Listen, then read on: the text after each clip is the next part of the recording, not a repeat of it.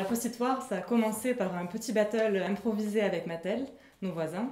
On a commencé par faire un post-it de fleurs, ils ont répondu par un autre post-it de fleurs, et puis on a fait une autre figure, et ainsi de suite, on se répondait, et c'était assez marrant. L'idée de l'œuvre, là, de notre petite création à Alpétude, on voulait trouver quelque chose qui se rapporte à notre activité. Donc c'est vrai que nous, c'est un bureau VRD, paysage, aménagement, infrastructure, et on s'est dit, Mario, ça tombe bien, il y a des tuyaux et des fleurs. On a vu qu'au niveau de nos collaborateurs, c'était un petit moment de détente.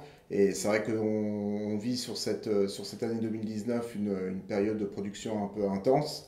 Et donc c'était un vrai moment de partage. Il y a environ une quinzaine de salariés qui ont participé, à la fois pour penser à l'idée, faire les dessins et puis après mettre en pratique sur les fenêtres. Ils ont vraiment abordé le projet comme on aurait géré un projet en production chez nous.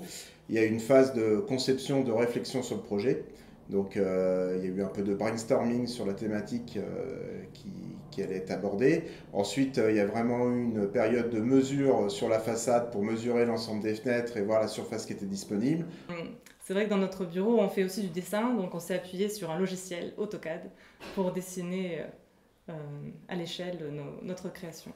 Ils ont commencé à faire la conception à l'échelle sur AutoCAD et ensuite ils l'ont mis en application. Donc en fait, ils ont vraiment abordé ça comme un projet. C'est vrai que c'était une initiative originale et assez drôle et ça nous a bien tous boostés. On s'est bien amusé à faire ça ensemble et puis c'était drôle de voir aussi les autres entreprises participer et voir toute la créativité qu'il y a sur Centrale. Derrière les fenêtres, il y a des gens qui savent bosser et qui savent aussi s'amuser.